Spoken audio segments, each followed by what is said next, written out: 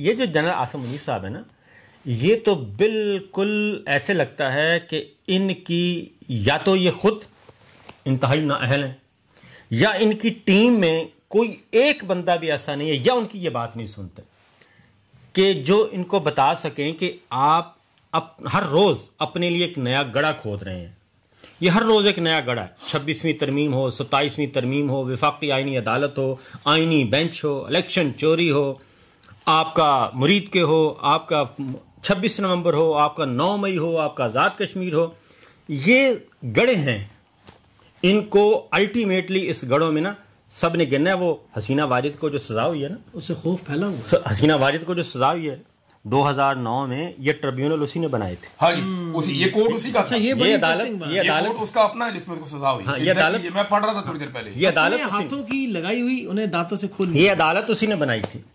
और 15 साल इक़्तिदार रही, 15 साल का इस्तिस्ना रहा। उसके बाद आप देख लें उनका हशर क्या है। इस वक्त वो मफरूर है और मतलूब है। बिल्कुल। इमरान भाई, ये जो इकोनॉमिस्ट का आर्टिकल जिसमें बाकायदा बुशरा बीबी के हवाले से ये सारी की जो इमरान खान की हुकूमत वो चला रही थी, जनरल फैज का भी वही सारा नैरेटिव जो और तो कुछ नहीं, ऐसा कुछ मामला आपके साथ भी जब आपको इन लोगों ने कस्टडी में कुछ प्रेशर डालते रहे कि बुशरा बीबी के बारे में आप? देखिए, मैंने पहले भी बताया कि 3-4 चीजें हैं जिन पे ये पाकिस्तान की मिलिट्री एस्टेब्लिशमेंट बहुत परेशान थी जी। और ISI के जिन लोगों के पास मैं था उनकी ड्यूटी थी कि वो बाकी लोगों को भी करते होंगे। अब मैं तो हर एक के सामने, वो मेरे साथ तो नहीं इन्वेस्टिगेट करते मेरे सामने, लेकिन मुझे उन्होंने जिन चीजों के बारे में कहा, और बाद में जब मैं बाहर आया तो कुछ लोग मुझे मिलने आए जो पकड़े गए थे। कुछ सियासतदान हैं, कुछ दूसरे लोग हैं, इवन कुछ हमारे बेचारे जर्नलिस्ट भी थे। तो उनसे एक ही तरह की चीजें वो करते थे। एक, उन्हें फिक्र थी इस बात की कि ये सारा कुछ जो भी पाकिस्तान में हुआ है इसको इकट्ठा करके इमरान खान के खाते में डालना। वो ये कहते थे कि आप ये गवाही दें कि ये जो 9 मई और ये सारी चीजें, मैंने कहा जी मैं तो 9 मई वाले दिन था ही नहीं। मैं तो एक जगह पे बैठ के इसके ऊपर तजिया कर रहा था और जो कुछ आपने किया वो भी रिपोर्ट किया। जो दूसरा हुआ, मैं एक एक चीज को रिपोर्ट कर रहा था। रिकॉर्ड उठा के आप देख ले, मैं वो कर रहा था, एक जर्नलिस्ट करता है बिल्कुल अपने स्टूडियो से। मैं तो कहीं ट्रेवल ही नहीं किया, निकले गई। दूसरा, वो ये कहते थे कि जनरल फैज हमीद से तुम लोगों की कितनी मुलाकातें और कितनी। ISI के लिए सबसे ज्यादा परेशानी की बात यह थी कि मैं इस आदमी को अपनी जिंदगी में कभी मिला ही नहीं। यानी उनके तोते उड़ गए जब मैंने कहा कि मैं तो फैज हमीद को मिला ही नहीं अपनी लाइफ में कभी। उन्होंने कहा फोन पे बात, मैंने कहा जी मैंने उसकी आवाज नहीं सुनी कभी ऐसे फोन पे। कोई उसका बंदा मेरे से राब्ता करता हो तो वो भी नहीं हुआ कभी। मैं कभी इस आदमी को ही नहीं मिला। मैंने जो किया अपनी मर्जी से किया, खुद किया। मैं इसको जानते नहीं। अच्छा, आप एक काम करें, मैंने उन्हें ये कहा, उन्होंने कहा जी आपको जनरल फैज के खिलाफ गवाही देनी पड़ेगी, इमरान खान और जनरल फैज के खिलाफ। मैंने कहा ये काम करें, आप साबित करें कि मैं अपनी पूरी जिंदगी में फैज नाम के आदमी को मिला हूं, तो जो आप कहेंगे मैं गवाही दे दूंगा। फिर एक उनके अंदर ये था, और वो बार बार इस पे दबाव डालते थे कि बुशरा बीबी के करैक्टर के ऊपर आप अटैक करें। अच्छा, साफ कहते हैं। हाँ, लिख कर लाए। मुझे बड़े बेशर्म है, आपको क्या लगता है? नहीं, वो ऐसा नहीं है कि वो छुपा के, ढका के, छुपा के आपसे नहीं, वो खुलकर बात करते हैं। जब आपको हथकड़ियां लगी हो ना, कुर्सी के पीछे आपको यूं बांधा हुआ हो और आपकी आंखों पे पट्टियां बांधी हो, ऊपर बोरा चढ़ाया हो, सामने बैठे हुए बेशर्म को ये पता भी हो कि ये मुझे नहीं देख सक रहा, फिर वो कुछ भी बोलता है। कहते जी आप बुशरा बीबी जो है उसके बारे में गंदी बातें करें, हम आपको पेपर देंगे। वो पेपर मुझे उन्होंने दिए, मैं जाके देखा उसके ऊपर, तो वो गंद उन्होंने लिखा हुआ था कि कोई गंदी से गंदी कहानी लिखने वाला वो बातें नहीं लिख सकता। गलीज तरीन बातें उन्होंने लिखी हुई थी। मैं कभी दोहराना नहीं चाहता, दोहरा भी नहीं सकता यार। गलाजत तो यहां तक है ना कि एक दिन मुझे वो बोलते हैं कि 2 औरतें लेकर आए लड़कियां, तुम उनके साथ वीडियो बनाओ। मुझे बहुत दुख हुआ उस दिन कि यार ये क्या बकवास है। उन्होंने तुम वीडियो बनाओ, फिर हम उसको अपने पास रखेंगे, जब कभी हमें लगेगा कि तुम कहीं अपने ट्रैक से उतर रहे हो तो हम वो वीडियो जो है वो आपके खिलाफ इस्तेमाल करेंगे। अदरवाइज हम सारी जिंदगी उसको इस्तेमाल नहीं करेंगे, वो हमारी आर्काइव में रहेगी, हमारे पास बेशुमार लोगों की है। अच्छा, हाँ, आप ये वीडियो बना लें 2 खवातीन के साथ। मैंने फिर चंगी सुनाई उनको, उन्होंने मुझे सुनाई, करते कराते फिर बाद में वो नहीं हुआ। अब बुशरा बीबी वाला मामला, लेकिन जिस मामले पे मैंने उनको सबसे ज्यादा परेशान देखा वो मैं आपको बताता हूं। वो अरशद शरीफ वाला मामला था। उनको इस बात का पूरा यकीन है कि जिस दिन वो कुर्सियों से उतरेंगे उस दिन पाकिस्तान का पूरा मीडिया अरशद शरीफ का मुद्दई बन जाएगा। डेफिनेटली, बिल्कुल बिल्कुल। उनको इस बात का पूरा यकीन है कि जिस दिन उनके पास ताकत नहीं रहेगी, पाकिस्तान की अदलिया अपने आप को हक और सच साबित करने के लिए उनको कम से कम लटका देगी। क्योंकि देखें ना, अदलिया ने अपने आप को मीडिया में सच्चा साबित करना है, मीडिया ने सारी दुनिया को बताना है कि अदालत इंसाफ दे रही है। तो मीडिया से रिलेटेड सबसे बड़ा केस कौन सा है? इससे बहुत डरते थे वो। मुझे बार बार कभी कहते थे इंडिया ने मारा, कभी कहते थे इसने मारा, कभी कहते उसने मारा, कभी मुझे डराते थे देखा अरशद शरीफ का क्या अंजाम हुआ। यानी वो उनके मुख्तलिफ तफ्तीशी जो आते थे, हर एक की अलग सोच थी। मैंने अब देखें, अब साबिर भाई बैठे हुए तो फायदा उठाएं। साबिर भाई, मैं ये सामने मैंने ये निकाला भी हुआ है। हाँ जी। एक हमारी ना बड़ा जबरदस्त डॉक्यूमेंट है 12 मार्च 1949 का। जब पाकिस्तान बना तो उसके लगभग 1.5 साल के बाद ये डॉक्यूमेंट आया था जी। ये है जी करारदाद मकासद, ऑब्जेक्टिव रेजोल्यूशन। ये ऑब्जेक्टिव रेजोल्यूशन है कि ये इसके तहत आइन बनेगा। यस, आज भी आइन जो बना हुआ है ना जी, इससे बाहर नहीं बना। उसका प्रीएम्बल, आइन का प्रीएम्बल ये करारदाद मकासद है। इसका वन लाइनर ये है कि पाकिस्तान के अंदर, हम 8वीं में जमात में पढ़ाते हैं पाकिस्तान में, 9वीं में फिर पढ़ाते हैं, 10वीं के इम्तिहान में ये आती है। उसके बाद ये एफएससी में भी, अगर आप जब भी आप मुताला पाकिस्तान या कोई पाकिस्तान की तारीख की किताब, आईने पाकिस्तान, कुछ भी आप उठाएं तो आपको ये डॉक्यूमेंट के बगैर आपका काम मुकम्मल नहीं होता। ये डॉक्यूमेंट सिंप्लीफाई करें, इसके सारी जितनी भी इसकी तफसीलात हैं अगर एक जुमले में आप बंद करें तो ये कहता है कि पाकिस्तान के आइन में कोई भी चीज खिलाफ शरीयत या गैर इस्लामी शामिल नहीं हो सकती। पाकिस्तान के आइन में कोई भी चीज इस्लामी बुनियादी उसूलों के खिलाफ नहीं आ सकती। साबिर भाई, मुफ्ती तारिक मसूद साहब, जी हाँ, पाकिस्तान के मुफ्ती आजम जनाब तकी उस्मानी साहब, जनाब ताहिर अशरफी साहब दौड़ गए इस पे स्टेटमेंट देने से। उन्होंने कहा जी मैं ये इस्लामी शरई नहीं है, हाथ खड़े कर दिए उन्होंने भी। जावेद गामदी साहब, फिर नासिर अब्बास साहब, जवार बहादुर साहब, पाकिस्तान के लगभग 7-8 जय्यद उलमा इकराम और मुफ्तियान इकराम, वो ये कह चुके हैं कि ना ये इस्लामी है ना ये शरई है। अब करारदाद मकासद को खत्म करना है या इस तरमीम को रखना है?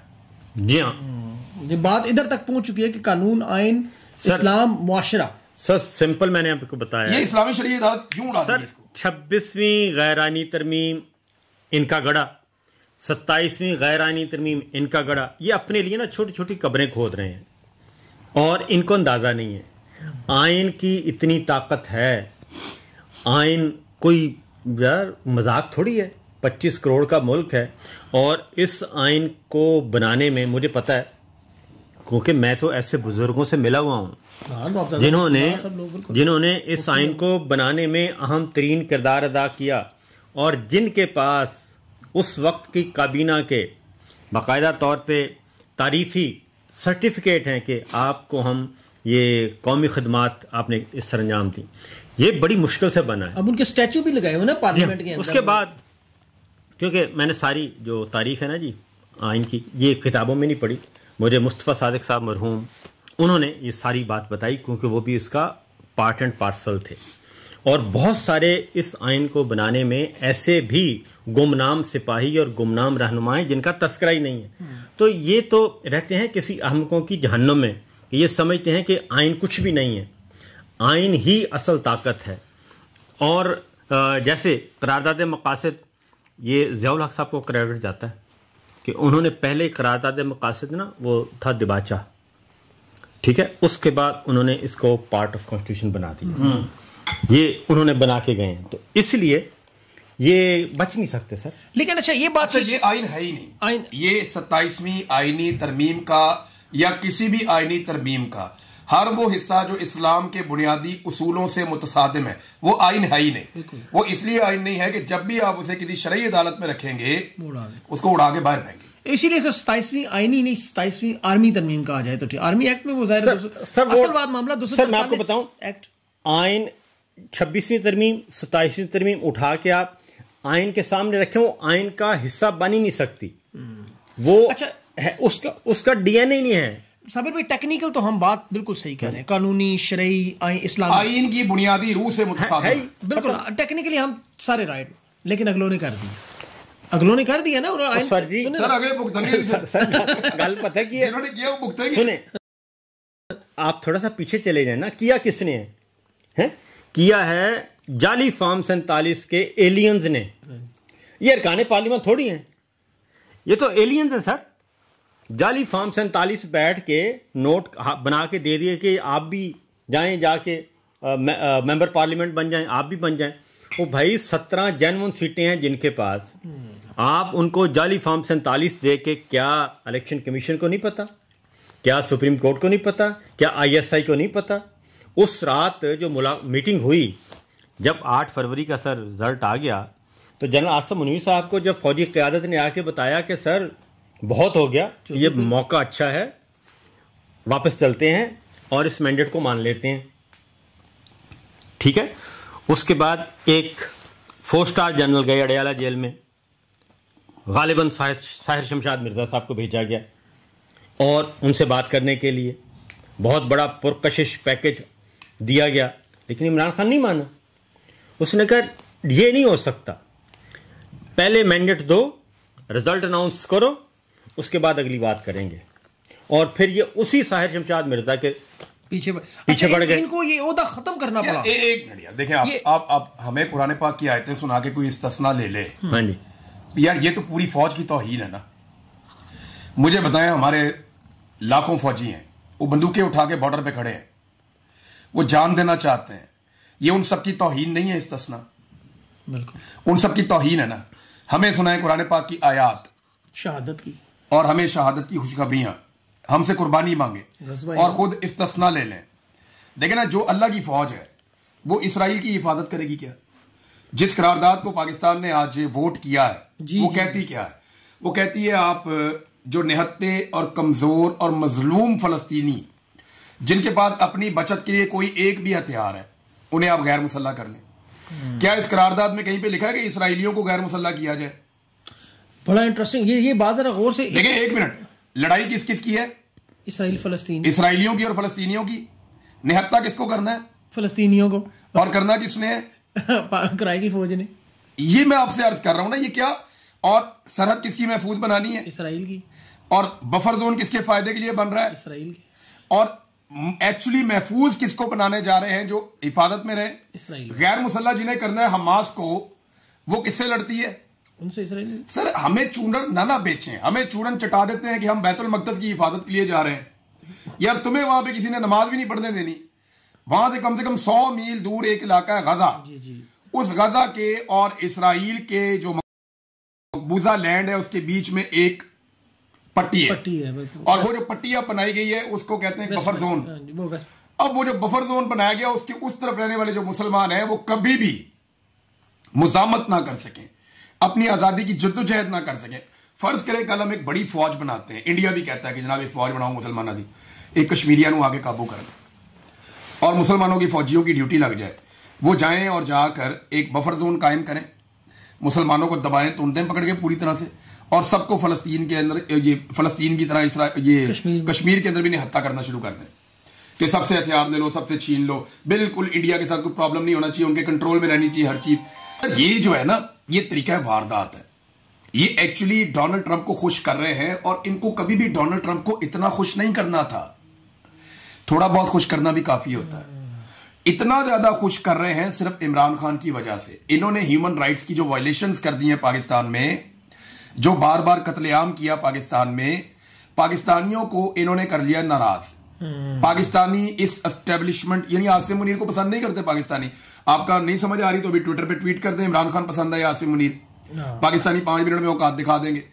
तो मामला यह है कि पाकिस्तानी इस वक्त ना आसिम मुनीर को पसंद कर रहे हैं, ना ये उनकी मुसल्लत करदा हुकूमत को पसंद कर रहे हैं। ऐसे ही है। तो क्योंकि अवाम के अंदर इनका स्टेक कोई नहीं है, तो ये अपना सारा स्टेक इन्होंने उठा के पाकिस्तान से बाहर रख दिया, और उनकी सपोर्ट के साथ अब ये गासिबाना अपना इन्होंने कब्जा जारी रखा हुआ है। मेरी नजर में इस्तिस्ना वाला जो फैसला है, ये पाकिस्तान के एक एक फौजी जवान की तौहीन है।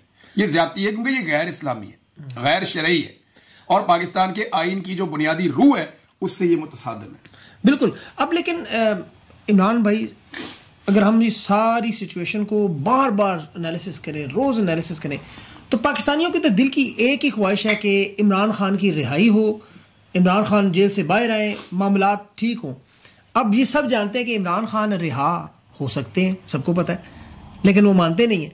इमरान खान के जेल में अब सेटिस्फाइड है कि ठीक है बाहर जो इन्होंने गदर मचाई हुई है ये अपने हाथों खुद, जैसे हम अभी डिस्कस करें, जब तक ये अपने हाथों खुद तबाह बर्बाद ना हो जाएंगे उसके बाद आके मामला किसी न किसी हद तक बेहतरी की तरफ जाएंगे, क्योंकि हर अरूज का जवाल और ताकत के आखिरी फेज में पहुंच चुके हैं। लेकिन इस सारी सूरत हाल में अब इमरान खान जेल से बाहर आना, उनका इस तहरीक का चलना जिसकी हम खैबर पख्तूनख्वा की तरफ देखते हैं, कभी हमें नजर आता है पंजाब से उठेगी, ये होगा वो, ये सारे मामला हम किस तरह देख रहे हैं? यार देखिए, इमरान खान का जो मसला है वो उन्होंने अपना मसला खुद हल करना है और उनकी रिहाई किसी की मरहून मिन्नत नहीं है और वो चाहें तो 5 मिनट के अंदर अंदर आ सकते हैं। और इस वक्त भी जब हम बात कर रहे हैं क्यों उनको कैद तन्हाई में रखा हुआ है, और ये जो स्टोरी आई है बुशरा तस्कीन वाली 1 साल के बाद क्यों आई है, ये अभी भी कैद तन्हाई में रख के अभी भी उन पर कोशिश कर रहे हैं, उनको ऑफर्स कर रहे हैं कि जनाब मान जाएं। अभी चंद दिन पहले ही उसने राना सनाउल्लाह ने भी उन्होंने भी राना साहब ने भी कहा जी। और दूसरे जो कैबिनेट मेंबर हैं डॉक्टर तारिक फजल, उन्होंने कहा था कि जी एप्लीकेशन दे दें आप तो हम आपको पैरोल पे रिहा कर देते हैं। नहीं वो तो ठीक है। और ये सर इस तरह ही है ना, मैसेज कन्वे करना होता है ना, ये मैसेजिंग हो रही होती है कि भाई देखिए हम तो आपको निकालने के लिए। तो इमरान खान अपनी टर्म्स एंड कंडीशन पे बाहर आएगा और वो इस सारे गंद का, मैं तो समझता हूं कि वो लकी आदमी है, इस सारे गंद का जो रजीम चेंज ऑपरेशन के पीछे छुपे हुए अवामिल थे, जो हिडन एजेंडा था, वो तो हर रोज बाहर आ रहा है। और हिडन एजेंडा क्या था? हिडन एजेंडा 2-3 थे और तीनों ही जो है 3 में से 2 आइटम जो है वो आपके टेबल पे थे प्रेसिडेंट ट्रंप और आसिम मुनीर साहब के लंच में। जनरल आसिम मुनीर साहब सिर्फ 2 चीज़ें लेके आगे बढ़ रहे हैं जनरल बाजवा की। जो जनरल बाजवा साहब ने 9 साल पहले इसराइल के बारे में गुफ्तगू की, जनरल आसिम मुनीर साहब उसका तसलसल है, अमलन, क्योंकि वो तो गुफ्तगू थी, अमलन वो गुफ्तगू और उसका अमली जो है वो हमें नजर आ रहा है। अब्राहम अकॉर्ड इसराइल, उन्होंने अपने तौर पे बात शुरू की, क्योंकि बैकडोर चैनल पे बंद कमरों में तो पहले बातें हो जाती हैं ना, उसके बाद फिर माहौल बनाना था। तो जनरल बाजवा साहब ने 6 साल माहौल बनाते बनाते वहां तक पहुंच गए। इनका ख्याल था कि इमरान खान जो है वो ये है, इमरान खान पॉलिटिशियन तो है नहीं, तो उससे हम जैसे कहेंगे वो कर देगा और जैसे ही उससे काम करवाएंगे इसराइल को वो तस्लीम करेगा और उसके बाद एक भड़क करके आग भड़केगी और उसके बाद जनरल इमरान खान साहब का पॉलिटिकल कैरियर सारे का सारा खत्म। बिल्कुल। अच्छा ये था मामला, लेकिन वो हो गया सारा। अब दरमियान में अब ये खैबर पख्तूनख्वा में जो हुकूमत बदली है, सुहेल अफरीदी है, पहले अब गंडापुर साहब ने बड़ा नुकसान पहुंचाया है वैसे हकीकत देखी जाए इस तहरीक को, जो अवामी ताकत थी।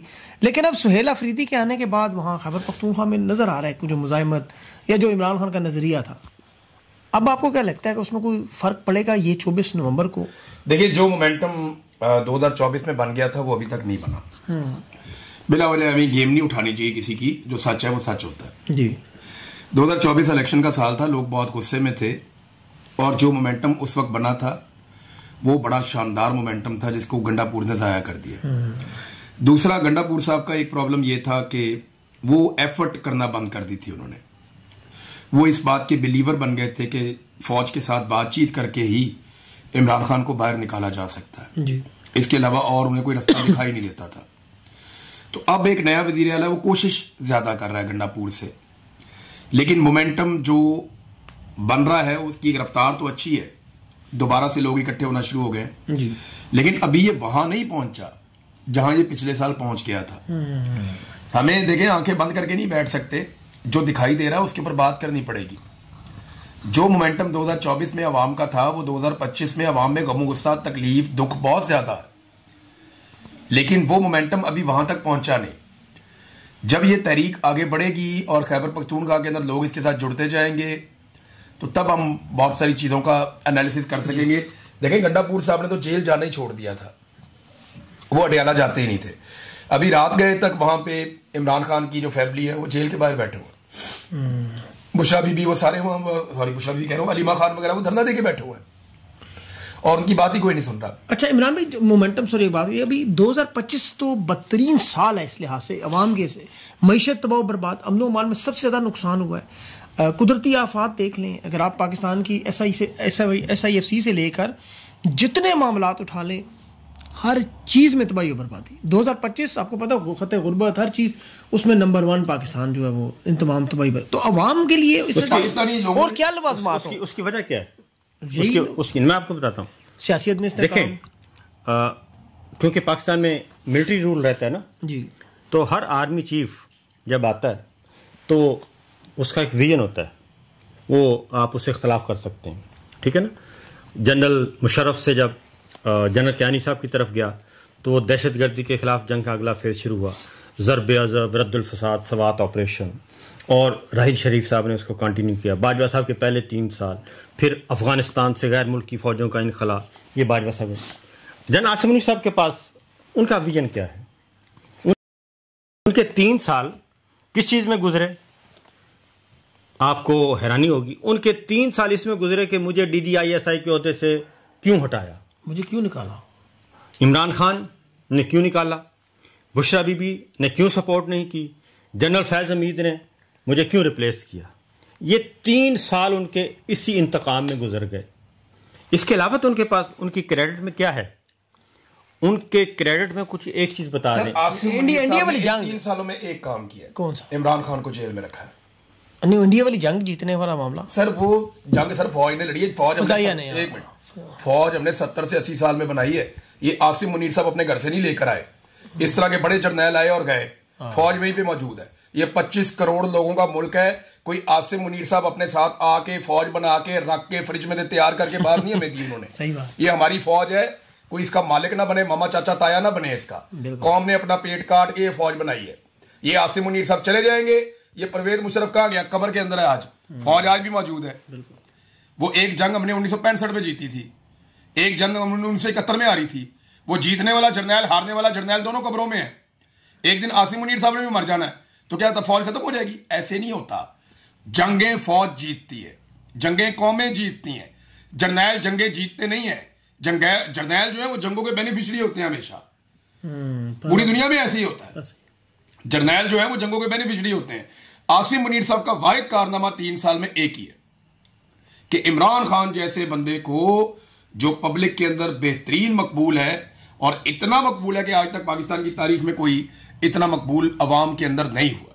इतने मकबूल आदमी को, इतने बड़े लीडर को उन्होंने जेल में 3 साल तक बंद रखा। मैं एक बात कैटेगोरिकली आपके प्रोग्राम में कहता हूं, लोग कहते हैं जी कोई इमरान खान को सपोर्ट करता है तो क्यों करता है, या उसके मौके को। सर, आज जिसने पाकिस्तान को सपोर्ट करना है ना, उसे इमरान खान के साथ खड़ा होना पड़ेगा, क्योंकि पाकिस्तान में 2 पोल्स आ गए हैं आमने सामने। ये इमरान खान है, ये आसिम मुनीर है। आसिम मुनीर नुमाइंदगी कर रहे हैं डिक्टेटर्स की, नुमाइंदगी कर रहे हैं आइन शिकनों की, नुमाइंदगी कर रहे हैं जुल्म की, जबर की, फस्तायत की, मैंडेट चोरी की, नुमाइंदगी कर रहे हैं आलमी इस्तेमार के सामने सजदारेज होने की, नुमाइंदगी कर रहे हैं बंद कमरों के फैसलों की, नुमाइंदगी कर रहे हैं खवातीन की बेहुरमती की, नुमाइंदगी कर रहे हैं उस नवाज शरीफ की जिसको पाकिस्तान से धक्के मार के निकाला गया। आज इमरान खान वो दूसरे पोल के ऊपर खड़े हुए हैं जो अवाम की और 25 करोड़ अवाम की नुमाइंदगी है। तो आपको इन दोनों में से एक चूज करना पड़ेगा। इनके बीच में खड़े होकर ना आप 3 में ना 13 में। देखें, जो आदमी कहता है ना मैं सही और गलत के बीच में न्यूट्रल हूं, उसे चाहिए कि वो रब से दुआ करके बकरी पैदा हो जाए। उसे चाहिए कि वो रब से दुआ करके कह दे कि मुझे एक बकरी पैदा कर दे, मुझे एक मुर्गी पैदा कर दे, मुझे एक लकड़ी बना दे, एक ईंट बना दे, मट्टी का ढेर बना दे, मुझे ये बना दे। भाई, अगर आपको रब ने अशरफुल मखलूकात बनाया है तो इन दोनों पोल में से एक को चूज करो। या आसिम मुनीर साहब के कैंप में जाओ या इमरान खान साहब के कैंप में जाओ। और आज जो पाकिस्तान के साथ खड़ा है उसको इमरान खान का कैंप ज्वाइन करना पड़ेगा, उसको हर हाल में करना पड़ेगा, वरना वो जालिमों की सफ में जाएगा। अच्छा, ये आपने बड़ी इंटरेस्टिंग दोनों की जो एनालॉजी बताई है। इस हिसाब से फिर अब जो लोग बैरून मुल्क इस वक्त मौजूद है, ओवरसीज पाकिस्तानी और सोशल मीडिया, ये तो स्ट्रेट अवे इमरान खान के साथ खड़े। अंदरूनी मुल्क भी ऐसे ही है। मैं उधर यार अंदरूनी मुल्क अगर आप देखें तो वहां लोग बेचारे पिसे हुए हैं, दबे हुए हैं, कमजोर हैं। देखें, बात यह है कि बिल्कुल दबे हुए हैं, पिसे हुए हैं, फिस्तायत है, जबर है। लेकिन अल्टीमेटली इन सबको निकलना पड़ेगा। इमरान खान अगर सुप्रीम कोर्ट ऑफ पाकिस्तान उस वक्त 90 दिन के अंदर अंदर इलेक्शन करवा देती, 90 दिन के अंदर अंदर इलेक्शन करवा देती, तो आज सूरत हाल मुख्तलिफ होती। जिसने कमज़ोरी दिखाई, जिसने ये कहा कि ये आग मेरी तरफ नहीं है, तो वो सारे के सारे उस आग में का ईंधन बन चुके हैं। वो खा मीडिया में है, खा वो जुडिशरी में है, खा वो मुकला में है, खा वो सियासतदानों में है। तो ये जो बात कर रहे थे ना इमरान, जनरल आसिम मुनीर साहब के ने तो कंधों में ना सियासी जनाजे उठाए हुए हैं, उनके पल्ले कुछ नहीं है। सियासी जनाजों को वो लेकर चल रहे हैं, उनमें ताफुन उठ रहा है। कब तक वो इन सियासी जनाजों को कंधा देते रहेंगे और कब तक वो आले शरीफ की खिदमत करते रहेंगे, कब तक आले शरीफ उनको बचाती रहेगी, ये सवाल ही पैदा नहीं होता। ये जो बात है ना, एक नया नैरेटिव, कल एक वो मैंने अभी ट्वीट भी किया कि एक खारजी दहशतगर्द की गवाही की जरूरत पड़ गई। हाँ, वो बिल्कुल ठीक है। हालत आप देखें क्या आ गई है नमाजी कि एक खारजी दहशत, अच्छा लिखा हुआ है भाई, कम से कम अल्लाह के बंदो जो बयानियाबाज हैं, बयानियाबाज कम से कम उसको खारजी दहशतगर्दी ना लिखे। हाँ। उसको कोई अच्छा कह दें कि जी नो मुस्लिम मुसलमान हो गया, ठीक है ना, ईमान ले आए, ईमान ले आए, तो ये कह देते नहीं, लिखा हुआ है खारजी दहशतगर्द और गवाही, उसकी गवाही को, और फिर टीवी चैनल्स को कहा जाता है इस खबर को जरा उछालो और इस पे बकायदा। और मैं कल मैं हैरान, उलमा इकराम सामने आते ही नहीं है। कल मैं हैरान हुआ कि एक मेजर जनरल साहब और एक लेफ्टिनेंट जनरल साहब, वो खारजी दहशतगर्द की जो गवाही है उस पे वो फयूज और बरक़ात बयान कर रहे थे टीवी चैनल पे। मजबूर है वो। अच्छा इमरान भाई, बस चलते थी, छोटे छोटे सवाल बता दें। लोगों को उम्मीद तो है कि मामला ठीक होंगे, लेकिन कब? 3.5 साल हो गए, आप भी बाहर हैं, ये भी सारे, मतलब एक जिंदगी जो गुजर रही है जिस अंदाज में, कब ठीक होंगे ये? अच्छा सर, तुसी पहले दसो। मैं बिल्कुल मायूस नहीं हूँ। अचीवमेंट क्या है 3.5 सालों में? इनकी अचीवमेंट क्या है? कोई एक अचीवमेंट पाकिस्तान की मईशत, मुआशरत, अदालत, वकालत, सहाफ़त, सियासत, ठीक है, किसी एक शोबे में बता दें। इनके पास तो हर रोज़ ये एक नए गंद में गिर रहे हैं और इनके पास सिवाय गंद के कुछ नहीं है। तो लिहाजा बीइंग अ स्टूडेंट, लेकिन सबर भी, इक़्तिदार भी उनके पास है, ताकत भी उनके पास है, हुकूमत भी उनके पास है। ऐसी इक़्तिदार का क्या फ़ायदा? वो फिल्म है ना, फिल्म में इज्जत किसकी होती है? हीरो। अचीवर कौन होता है? हीरो। तो इस सारे 3.5 साल का अचीवर कौन है? हीरो। वो जो जेल में बैठा है। बिल्कुल ठीक है ना, पूरी फिल्म तो वो है, पूरी फिल्म का हीरो तो वो है। ये तो सारे विलन हैं जितने भी हारे हैं, मार खा रहे हैं, मुक्के खा रहे हैं। वो मुझे याद आ जाती है, इकबाल हसन का भी याद आ जाता है। पंजाबी फिल्म जेड़े पुराने विलन वो मार शार खा के फिर सामने खड़े हो जाते थे, वो फिर सुल्तान दाई 2-4 मुक्के फिर मारता था, फिर सामने आ जाते थे।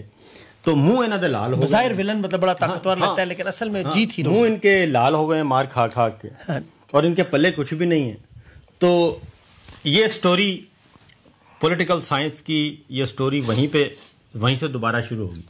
इमरान खान से इन्होंने इक़्तिदार छीना, इन्हें इमरान खान को इक़्तिदार वापस करना पड़ेगा, और इसके अलावा और कोई ऑप्शन है नहीं।